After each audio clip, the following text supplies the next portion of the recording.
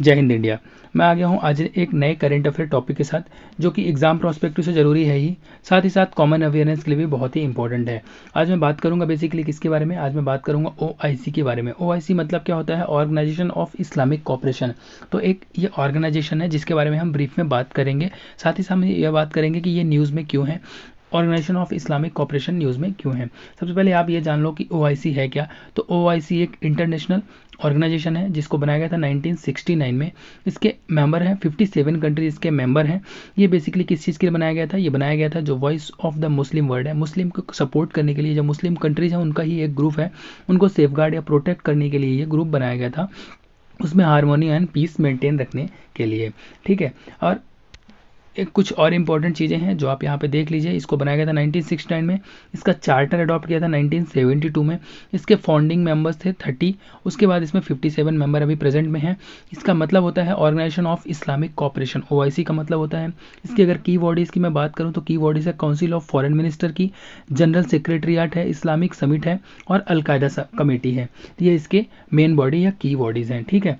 इसमें जो countries member हैं उनके नाम हैं, जैसे ब्रुनेई हो गया, तुर्कमेनिस्तान हो गया, उज्बेकिस्तान हो गया, अजरबैजान हो गया, बांग्लादेश हो गया, कतर हो गया, अल्जीरिया हो गया, मलेशिया हो गया, इजिप्ट हो गया, बहरीन हो गया, ओमान हो गया, Kazakhstan, Saudi Arabia, Libya, Kuwait, Nigeria, तो इंडोनेशिया, ईरान, पाकिस्तान, सीरिया। तो ये बहुत सारी कंट्रीज़ हैं। इन कंट्रीज़ का नाम आप वीडियो पॉज करके रीड कर लीजिएगा। ठीक है। बट इसमें इंपॉर्टेंट चीज़ ये है कि इंडिया इसका मेंबर नहीं है, ये चीज़ आपको पता होना चाहिए। ठीक है। जो कि हमारे एग्जाम के प्रोस्पेक्टिव से ज़्यादा इंपॉर्टेंट पॉइंट है, क्योंकि जो चीज़ें न्यूज़ में है उससे क्वेश्चन आने के चांसेस बहुत ही ज़्यादा रहते हैं। यहाँ पे आपको दिख रहा होगा ऑर्गेनाइजेशन ऑफ इस्लामिक कोऑपरेशन, ये पूरा जो सर्कल है वो दिखा रहा है ऑर्गेनाइजेशन ऑफ इस्लामिक कोऑपरेशन। उसके अंदर भी बहुत सारे छोटे छोटे ऑर्गेनाइजेशन, जैसे अरब लीग हो गया, गल्फ कोऑपरेशन काउंसिल हो गया, ऐसे ही बहुत सारे छोटे छोटे ऑर्गेनाइजेशन है। ये कंट्रीज़ का ग्रुप है, छोटी छोटी कंट्रीज का। इन सब कंट्रीज को मिला करके एक बनाया गया OIC, organisation of Islamic cooperation, उसी को यहाँ पे दिखाया गया है। ठीक है। यहाँ पे एक और इंपॉर्टेंट चीज़ मैं आपको बताना चाहता हूँ कि किस कंट्री में कितने परसेंट मुसलमान हैं या मुस्लिम हैं, जो सबसे ज़्यादा किन कंट्रीज़ में, ये आपको बताऊंगा। तो इसमें सबसे ज़्यादा दिखाया जा रहा है इंडोनेशिया में। इंडोनेशिया में 12.7% है, पाकिस्तान में 11.1% है, इंडिया में 10.9% है, बांग्लादेश में 9.2% है। ना यहाँ पे आपको पता चल रहा होगा कि इंडिया में मुस्लिम की संख्या पाकिस्तान के लगभग बराबर है। पाकिस्तान में 11.1 है, इंडिया में 10.9% है। तो इसमें कुछ ज़्यादा फर्क है नहीं, लगभग लगभग सेम ही है। उससे ये पता चल रहा है कि इंडिया में भी मुस्लिम लगभग पाकिस्तान के बराबर हैं। जो पाकिस्तान मुस्लिमों को बचाना या मुस्लिमों के बारे में बात करता रहता है, तो उससे बेहतर तो इंडिया है। इंडिया ऑटोमेटिकली हम मतलब कोई रिलीजन के ऊपर काम नहीं करता, पूरे जो भी है सिटीजन के ऊपर काम करता है। इंडिया का जो रूल रेगुलेशन है वो किसी पर्टिकुलर रिलीजन के लिए नहीं होता है। ठीक है। तो आपको देख के डाटा पता चल ही रहा होगा उसमें ना। यहाँ पे एक इंपॉर्टेंट चीज़ ये भी है कि इंडिया का रिलेशंस कैसा है ओआईसी के साथ। तो ओआईसी का जो ऑर्गेनाइजेशन है उसकी मीटिंग हुई थी, 45 जो सेशन हुआ था बांग्लादेश में, बांग्लादेश ने होस्ट किया था। उसमें बोला ये गया था, बांग्लादेश मतलब ये चाहता है कि इंडिया को ऑब्जर्वर का स्टेटस दे दिया जाए, लेकिन पाकिस्तान ने इसको अपोज किया। जैसे कि आप जानते हैं कि बांग्लादेश के साथ इंडिया का बहुत ही अच्छा रिलेशन है, जबकि पाकिस्तान के साथ नहीं है। तो बांग्लादेश हमें ऑब्जर्वर स्टेटस देने की बात किया, लेकिन पाकिस्तान ने मना कर दिया। ऑल्दो बाद में गेस्ट के रूप में इंडिया को 2019 में बुलाया गया था।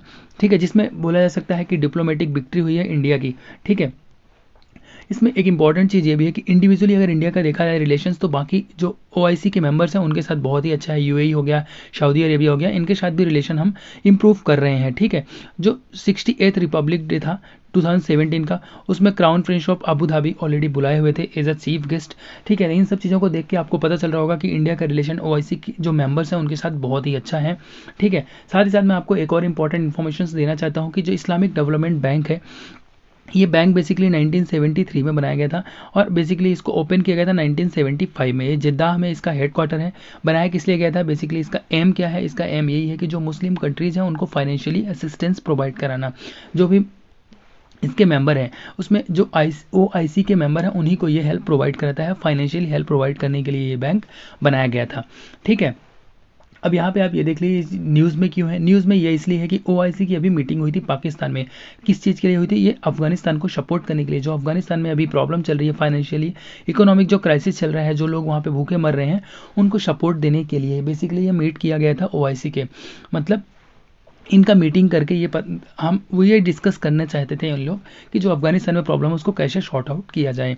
ठीक है, इसके कारण ये अभी न्यूज़ में है। तो वीडियो यहाँ पे समाप्त होता है। उम्मीद करता हूँ आपको सारी चीज़ें समझ में आ गई होंगी। Thanks for watching the video. जय हिंद इंडिया।